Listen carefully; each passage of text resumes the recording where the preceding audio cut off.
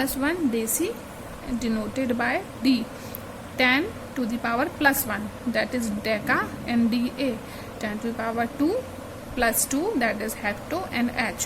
10 to the power 3 that is kilo and represented by the symbol k. 10 to the power 6 mega m. 10 to the power 9 is giga g. 10 to the power 12 tera t. Now you have make any trick to learn them, and these powers, how can you learn these powers? Just look at them, that it is something relating to the table of 3, that is 3 1 ja 3 2 the 6 9 and 12, right? So we just wrote it in a opposite order, 12 9 6 and 3. Now we will go as minus 2 minus 1 3 2 1, then plus 1 plus 2 plus 3, then again the table started 3 6 9 and 12, right? So relate it according to your convenience and learn these quantities, okay, or SI units. Now we will go to next topic, that is mass and weight. Now there is very much difference between the mass and the weight. These both quantities are not similar. So what is mass? Amount of matter present in it. In a matter, how much amount is present of the matter, means atoms or molecules, that is its mass. Means anything made up of atoms and molecules, and how much amount of these molecules, atoms are present in a matter, it is its mass. Now weight, what is weight? Mass is already in the matter. Now one more thing, that is gravity.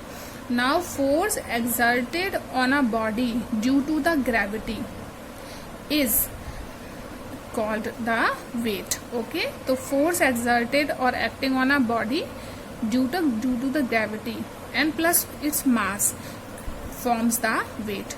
So weight can be differ on earth and on any other planet, but mass is constant, okay? Weight can be differ on earth. If anybody weighs suppose 20 kg, so on moon its weight will be less because there is no gravity, right? So we understand the difference between mass and the weight, okay? Now SI unit of it is kg, and we know 1 kilogram equal to the 1000 gram, because in chemistry when we do any practical or when we deal with any chemical, so we do not deal with kilograms, because we don't need kilograms of quantity of the salt. We only need the quantity gram or less than grams, right? Milligrams, etc. Now come to the volume. What is volume? Volume is the length, width and height. So it is a cubic cell in which it is its length, it is width and height. So if we have to find out the volume of this cubic cell, then what will we do? We will multiply length, width and height. Suppose each have one unit length, width and height, then it will be meter cube. So SI unit of volume is meter cube. So we know that SI unit of volume is meter cube.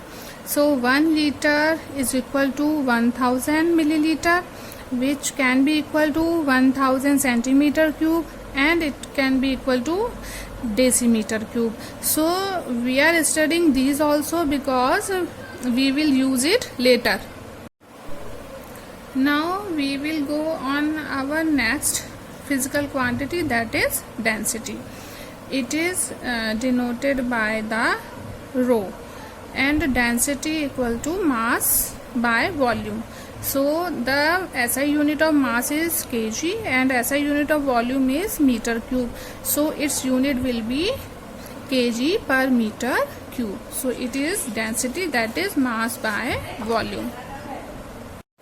Now we will go to the next physical quantity, that is temperature, and the SI unit of temperature is Kelvin, that we know. Now in measuring the temperature along with the Kelvin scale, there are also two another scales, which are Celsius scale and Fahrenheit scale.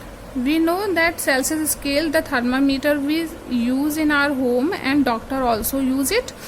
Kelvin scale are used in the laboratories, and Fahrenheit scale is also used by the doctors. Now what are the readings?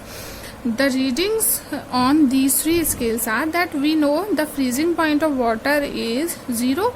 So the Celsius scale start with the 0 degree Celsius, and boiling point of water is 100 degrees Celsius. So it ends with 100 degrees Celsius.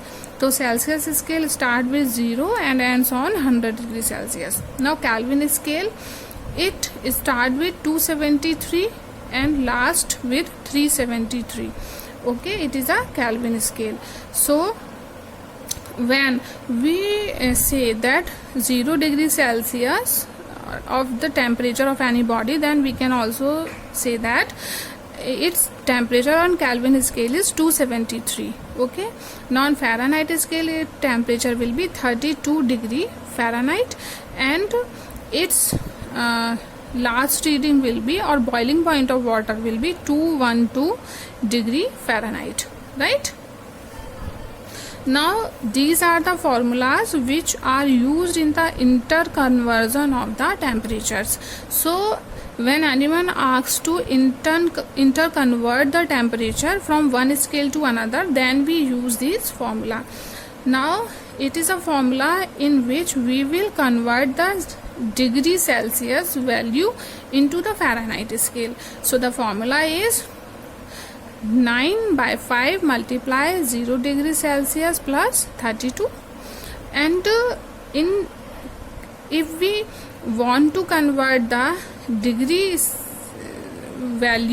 Celsius value into the Kelvin scale, then we will use this formula, that is 0 degree Celsius plus 273.15, right? So it will convert to a Kelvin.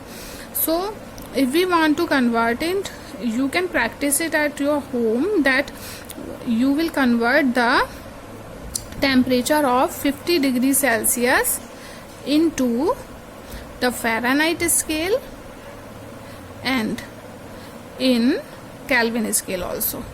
Okay, so our first lecture will be over here, and you will read these topics from your NCERT book also, and in any topic if you will have any problem, then you will ask me by a message in a group. Okay, thank you so much.